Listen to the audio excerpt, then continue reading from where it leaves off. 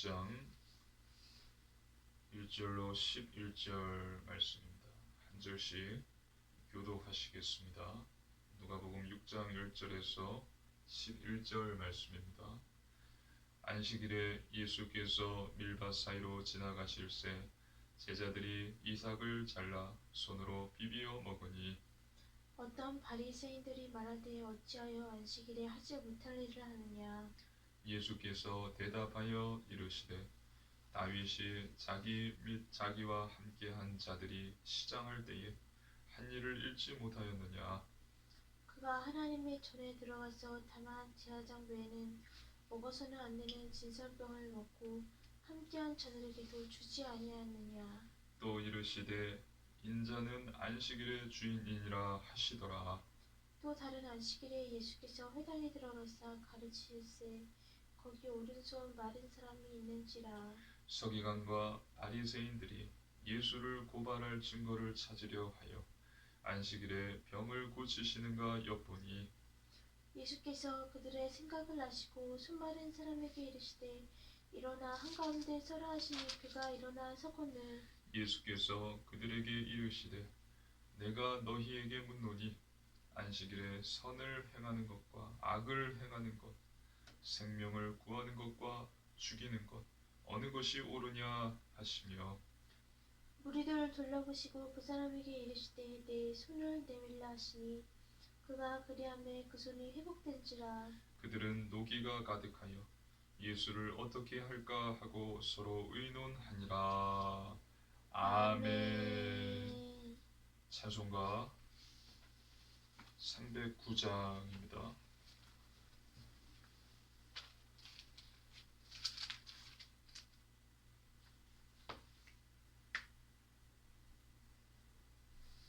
찬송가 309장입니다.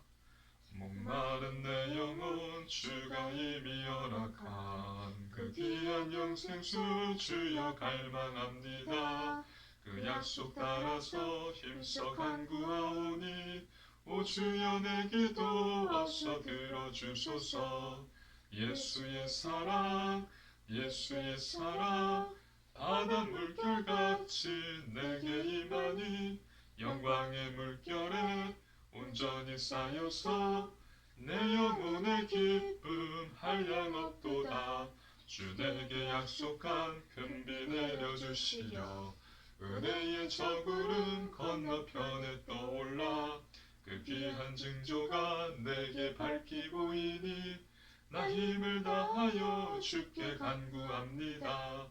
예수의 사랑 예수의 사랑 바다 물결같이 내게 임하니 영광의 물결에 온전히 쌓여서 내 영혼의 기쁨 한량없도다.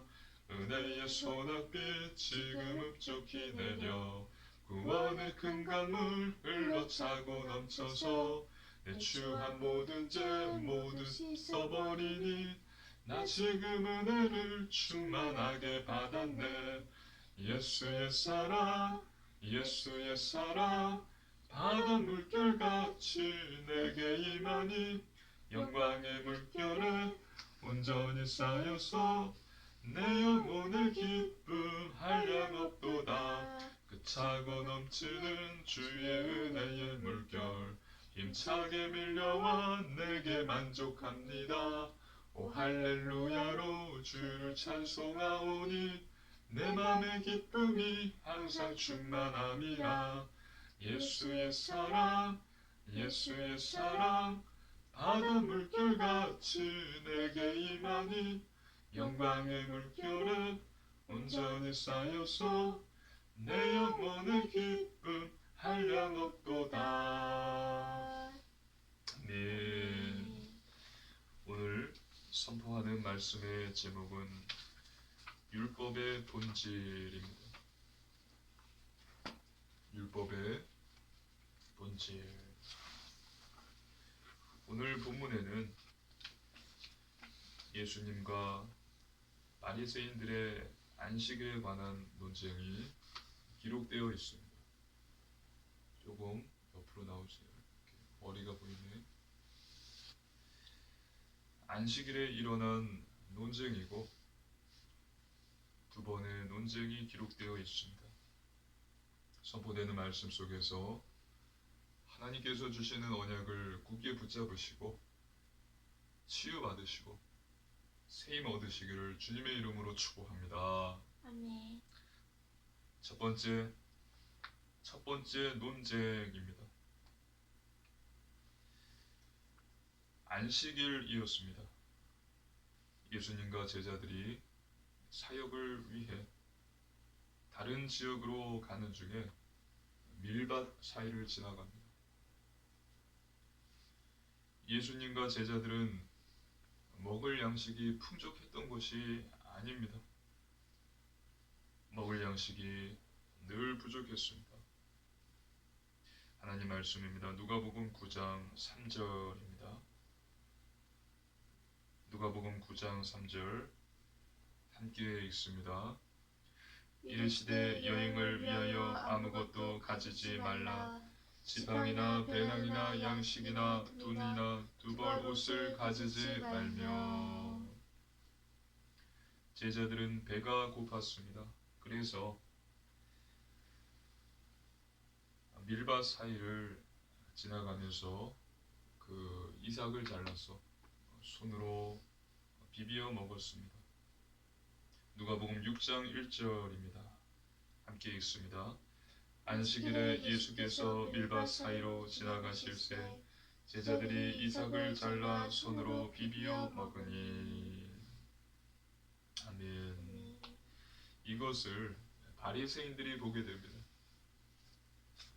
그리고 예수님과 제자들에게 안식일에 하지 못할 일을 하느냐라고 말해요. 너희는 왜 안식일에 하지 못할 일을 하냐? 누가복음 6장 2절입니다. 함께 읽습니다. 어떤 바리새인들이 말하되 어찌하여 안식일에 하지 못할 일을 하느냐? 안식일에는 일을 해서는 안 돼요. 안식일에 일을 해서는 안 되는데 왜 너희는 일을 하느냐라고 시비를 거는 겁니다. 이렇게 말하는 바리새인들의 근거는 하나님의 율법입니다. 하나님의 율법. 하나님의 말씀입니다. 출애굽기 20장 8절로 11절 말씀입니다. 출애굽기 20장 8절로 11절 우리 한 절씩 교독하시겠습니다. 안식일을 교독하겠습니다. 안식일을 기억하여 거룩하게 지키라. 엿새 동안은 힘써 내 모든 일을 행할 것이나 일곱째 날은 내 하나님 여호와의 안식일인즉 너나 내 아들이나 내 딸이나 내 남종이나 내 여종이나 내 가축이나 내 문 안에 머무는 객이라도 아무 일도 하지 말라.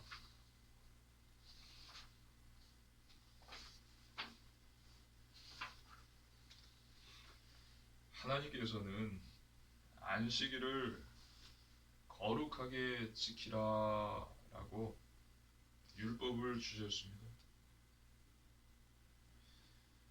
10절에 아무 일도 하지 말라.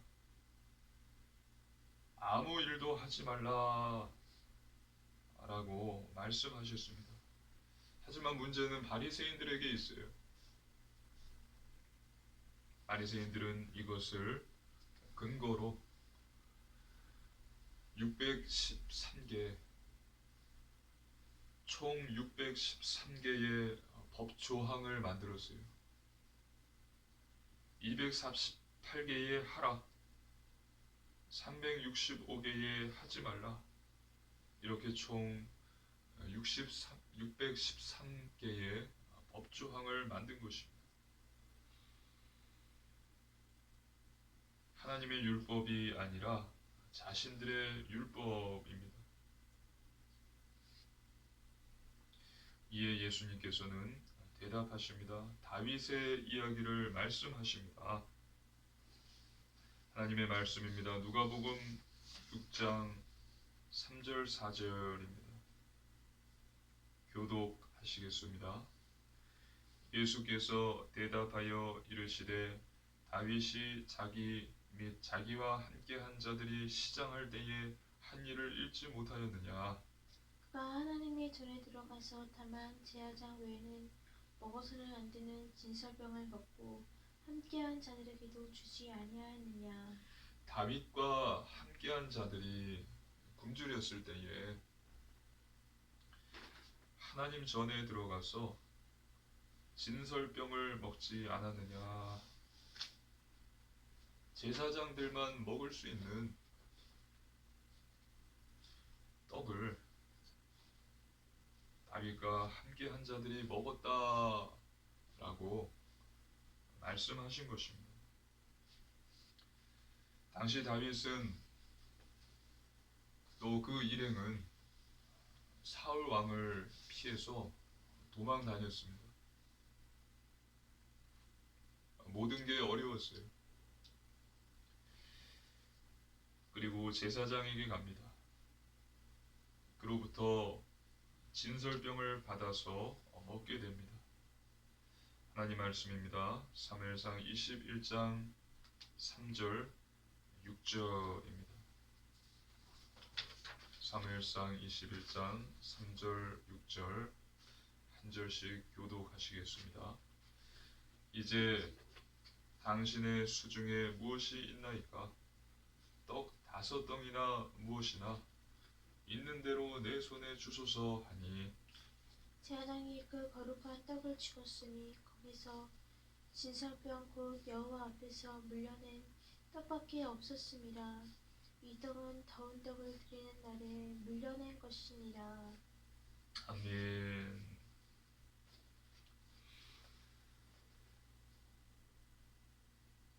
두 번째입니다.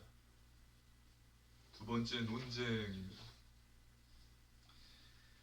안식일에 예수님께서 회당에서 가르치십니다. 거기에 오른손 마른 사람이 있었습니다. 주로 사용하는 손이 오른손이었기 때문에 그 오른쪽 손이 말라 비틀어져서 사용할 수 있을 뿐만 아니라 사용할 수 없을 뿐만 아니라 사람으로부터 외면당했습니다. 사용하는 것이 불가능했어요. 바리새인들은 예수님을 고발할 증거를 찾으러 다녔습니다. 그리고 오늘 안식일에 혹시라도 이 자를 고치면 예수님을 고발할 수 있겠다. 이 자가 오늘 안식일인데 병든 자를 고치면 고발할 수 있겠구나 라면서 지켜보고 있었습니다. 바리새인들이 있다는 것, 또 그들의 모든 생각을 알고 계셨던 예수님께서 손 마른 자에게 일어나서 한가운데 서라 라고 말씀하십니다. 하나님 말씀입니다. 누가복음 6장 6절로 8절입니다. 누가복음 6장 6절로 8절입니다. 한 절씩 교독하시겠습니다. 또 다른 안식일에 예수께서 회당에 들어가사 가르치실세 거기 오른손 마른 사람이 있는지라. 서기관과 바리새인들이 예수를 고발할 증거를 찾으려 하여 안식일에 병을 고치시는가 엿보니 예수께서 그들의 생각을 아시고 손 마른 사람에게 이르시되 일어나 한가운데 서라 하시니 그가 일어나 서거늘. 그리고 예수님께서는 바리새인들에게 전곡을 찌르는 질문을 합니다. 질문을 하세요. 누가복음 6장 9절입니다. 누가복음 6장 9절 함께 있습니다. 예수께서 그들에게 이르시되 내가 너희에게 묻노니 안식일에 선을 행하는 것과 악을 행하는 것, 생명을 구하는 것과 죽이는 것, 어느 것이 옳으냐 하시며. 안식일에 선을 행하는 것과 악을 행하는 것, 또 생명을 살리는 것과 생명을 구하는 것과 죽이는 것 중에 무엇을 행하는 것이 맞느냐라고 예수님께서 바리새인들에게 전곡을 찌르는 질문을 하신 것입니다. 마가복음을 보면 바리새인들은 이에 아무 말도 못했습니다. 마음이 완악했기 때문입니다. 그래서 예수님께서는 탄식하시고 노하셨습니다. 마가복음 3장 4절 5절입니다. 마가복음 3장 4절 5절입니다. 교독하시겠습니다. 그들에게 이르시되 안식일에 선을 행하는 것과 악을 행하는 것, 생명을 구하는 것과 죽이는 것, 어느 것이 옳으냐 하시니 그들이 잠잠하거늘 그들이 마음의 완악함을 탄식하사 노하심으로 그들을 둘러보시고 그 사람에게 이르시되 내 손을 내밀라 하시니 내밀매 그 손이 회복되었더라. 아멘. 아멘. 그렇게 예수님께서는 마음이 완악한 바리새인들을 보시고 탄식하시고 노하셨어요. 그리고 오른손 마른 자를 고치십니다. 누가복음 6장 10절입니다. 함께 있습니다. 무리를 둘러보시고 그 사람에게 이르되 내 손을 내밀라 하시니 그가 그리하매 그 손이 회복된지라. 아멘. 세 번째, 율법의 본질입니다. 본문에서 바리새인들이 말한 율법은 형식입니다. 형식이에요. 하나님의 율법을 가장해서 자신들이 만든 613개의 법 조항으로 사람들이 자유롭지 못하도록 족쇄를 채운 것입니다. 자신들이 만든 거예요. 형식이에요. 그렇다면 하나님께서 주신 율법의 본질은 무엇입니까? 율법의 본질은 바로 하나님 사랑과 이웃 사랑입니다. 하나님께서는 이스라엘에게 십계명 율법을 주셨습니다.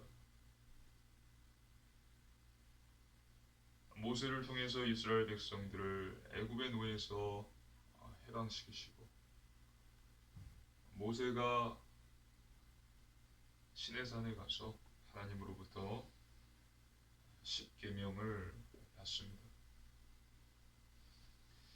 이것은 하나님께서 하나님을 위해서가 아니라 이스라엘을 위해서 주신 거예요. 이 계명은 하나님을 위해서가 아니라 저와 여러분을 위해서 주신 것입니다.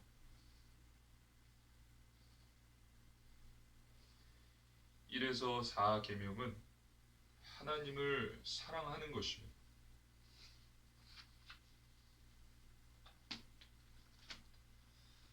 제1은 너는 나 외에는 다른 신들을 내게 두지 말라.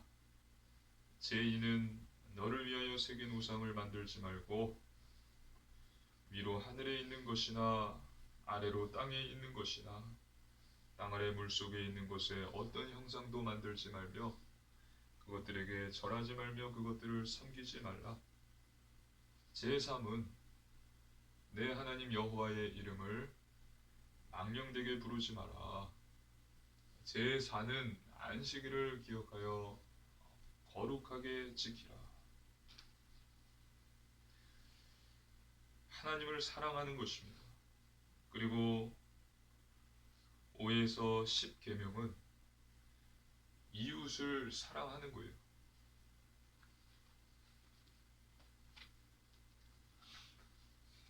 제5는 내 부모를 공경하라.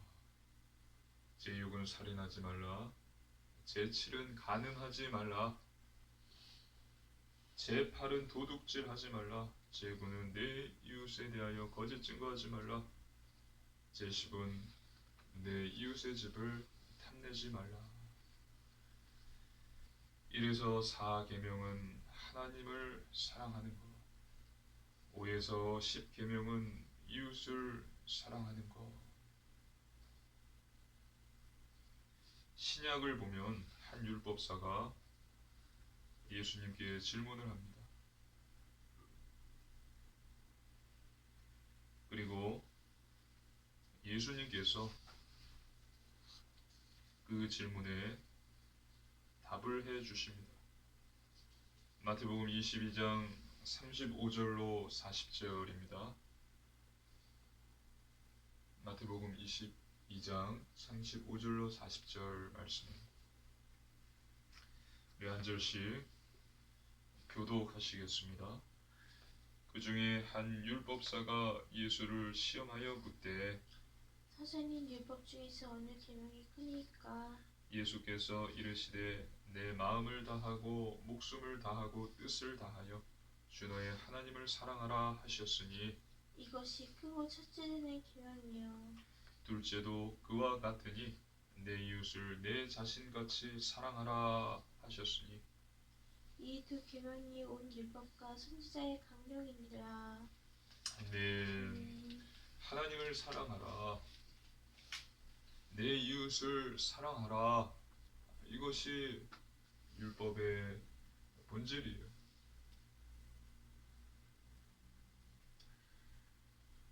마음과 목숨과 뜻과 힘을 다하여 내 하나님을 사랑하라. 또 내 이웃을 내 몸과 같이 사랑하라. 이것이 율법의 본질입니다. 그런데 바리새인들은 형식만 있을 뿐입니다. 하나님이 주신 율법이라 가장한 자신들이 만든 613개의 법조항을 통해서 자신들의 의의를 세우고 백성들에게 자유롭지 못하도록 족쇄를 채운 거예요.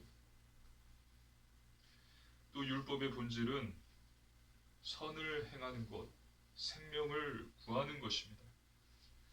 하나님 말씀입니다. 누가복음 6장 9절입니다.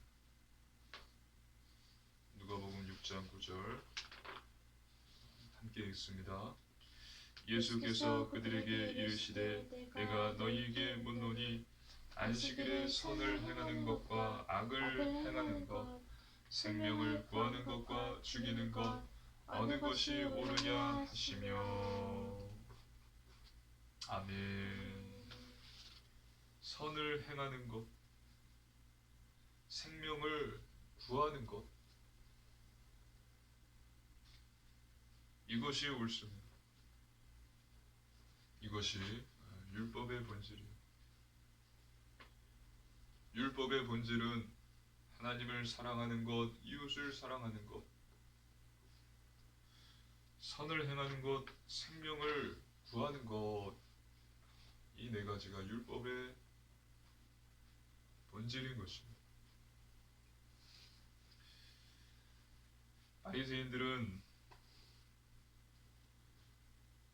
율법의 본질이 없었습니다. 율법의 형식만 있을 뿐이었습니다.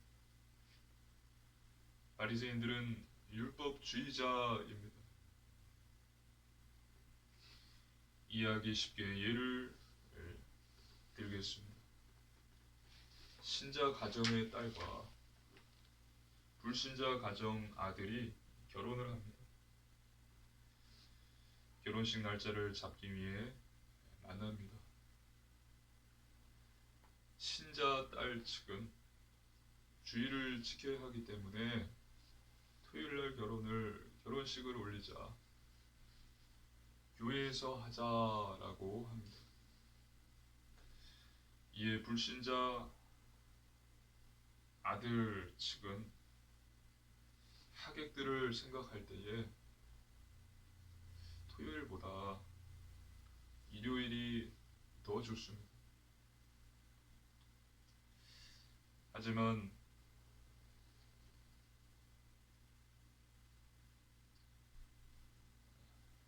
또 교회보다는 예식장이 더 좋지만 신자 딸 측 의견대로 토요일 교회에서 하기로 양보합니다. 며칠 후 신자 딸 측에서 연락이 와요.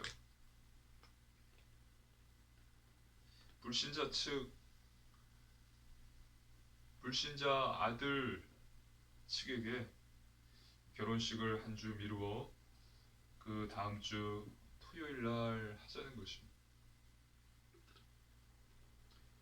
왜냐하면 이번 주 토요일 날 교회 건축을 위한 전교인 바자회가 있기 때문에 한 주 미뤄야 된다는 거예요. 그래서 그 다음 주 토요일 날 하자는 것입니다. 알겠다고 했습니다. 불신자 아들 측에서는 그 대신 결혼식은 교회가 아니라 예식장에서 하자라고 말했습니다. 그런데 신자 딸 측은 결혼식은 반드시 교회에서 해야 된다 라고 말하면서 하나님 앞에서 교회에서 해야 된다 말하면서 양보하지 않습니다. 그래서 어떻게 됐을까요? 결국은 이 결혼은 파혼이 되었습니다. 신자 딸 측은 율법의 형식만 있어요. 바리새인과 같은 율법주의자입니다. 율법의 정신은 없습니다.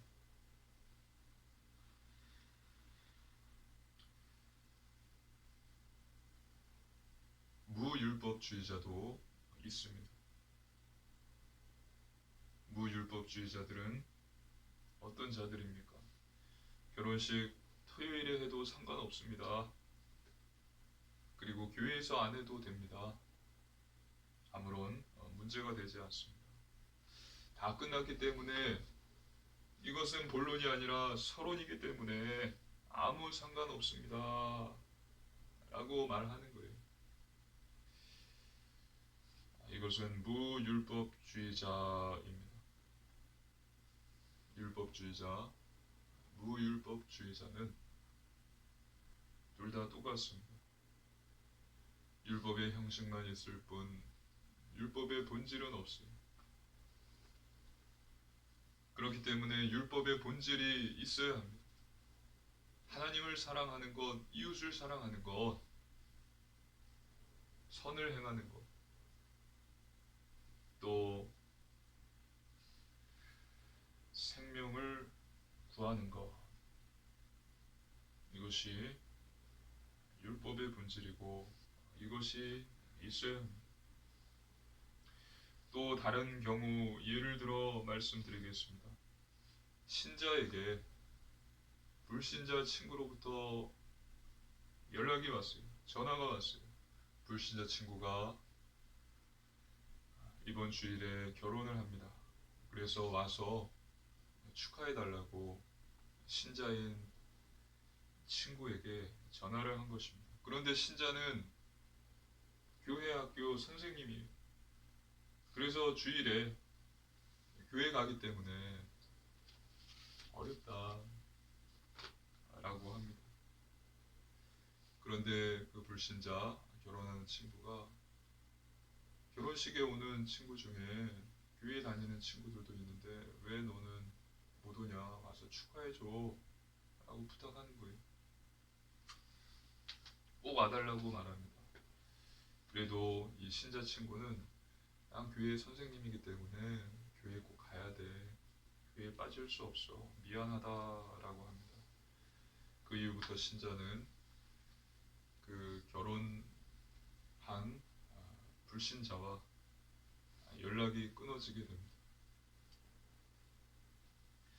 주의를 거룩하게 지켜야 한다라는 율법의 형식은 있지만 율법의 본질이 없는 거예요. 선을 행하는 것, 생명을 구하는 것, 율법의 본질은 없습니다.